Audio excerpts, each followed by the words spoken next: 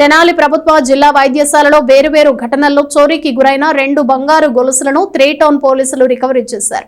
మొత్తం 4 సవర్ల 2 గొలుసులు స్వాధీనం చేసుకోవడం జరిగిందని సిఐ రమేష్ బాబు తెలిపారు. 2 వేర్వేరు చోరీ కేసుల్లో మొత్తం 4 సవర్ల బంగారు గొలుసులను 3 టౌన్ పోలీసులు స్వాధీనం చేసుకున్నారు. స్థానిక 3 టౌన్ పోలీస్ స్టేషన్లో బుధవారం సాయంత్రం CI yes Ramesh Babu case వివరాలను మీడియాకు తెలియజేశారు.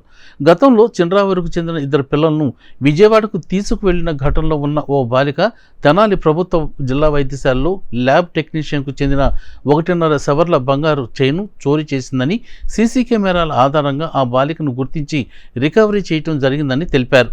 అదేవిధంగా ప్రభుత్వ వైద్యశాలలోనే సిబ్బందికి చెందిన 2.5 సవర్ల బంగారు చైన్ను అక్కడ పనిచేస్తున్న ఆయా చోరీ చేసిందని, సీసీ కెమెరాల ఆధారంగా నిందితురాలిని గుర్తించడం జరిగిందని సిఐ తెలిపారు. 2 కేసుల్లోనూ సీసీ కెమెరాలు ఎంతగానో ఉపయోగపడ్డాయని సిఐ తెలియజేశారు. 77/24 ఇది దీంట్లో వచ్చేటప్పటికి 1.5 సవర సంబంధించిన గోల్డ్ చైను. ఇది మీకు ఒక 6 months బ్యాక్ ఎలక్షన్ ముందు ఒక పాప ఒక 3 పిల్లల్ని విజయవాడ తీసుకెళ్తుంది.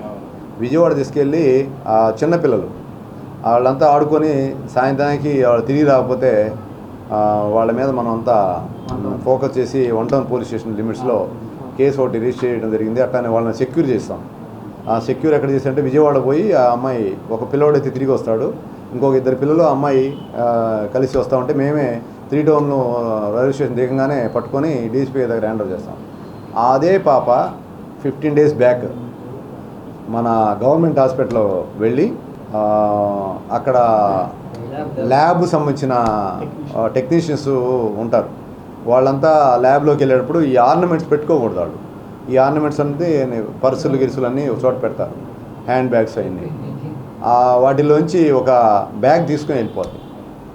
వాళ్ళు మనకు ఒక రిపోర్ట్ ఇచ్చారు. ఆ రిపోర్ట్ మేము కేసు కట్టాము. కేసు కట్టిన తర్వాత మనకి సీసీ క్యామ్ అనేది ఎంత విలువైనది చెప్తా. ఈ దాంట్లోనే వాళ్ళు వచ్చి ఎత్తుక్కొని చూసుకున్నా కూడా ఐడెంటిఫై కాల.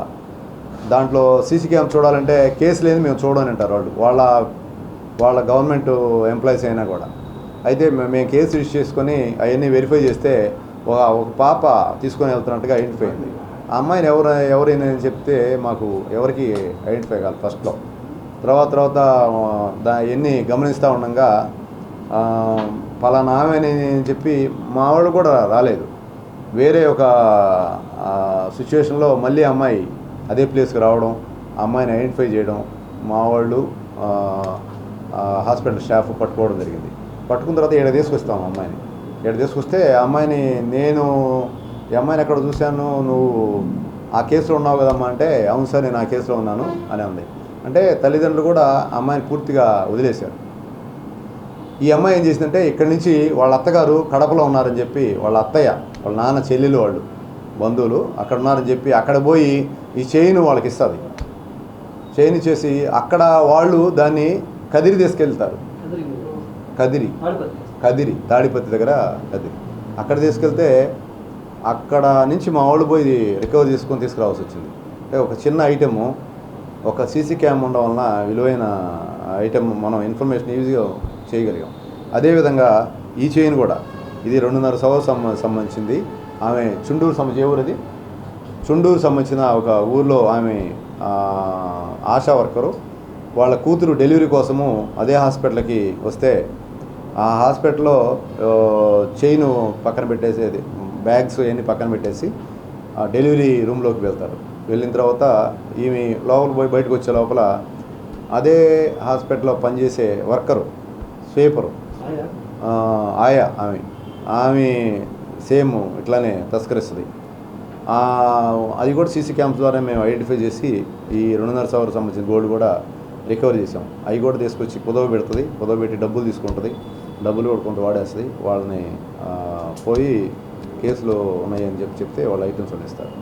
అంటే మేము చెప్పేదంటే సీసీ క్యామ్స్ ఉండడం వలన ఈజీగా మనం ఐడెంటిఫై చేసి కేసెస్ని పెద్ద గుట్టును కూడా ఈజీగా ఛేదించవచ్చు. కాబట్టి ప్రతి వాళ్ళు కూడా సీసీ క్యామ్స్ పెట్టుకోవాలని అందరినీ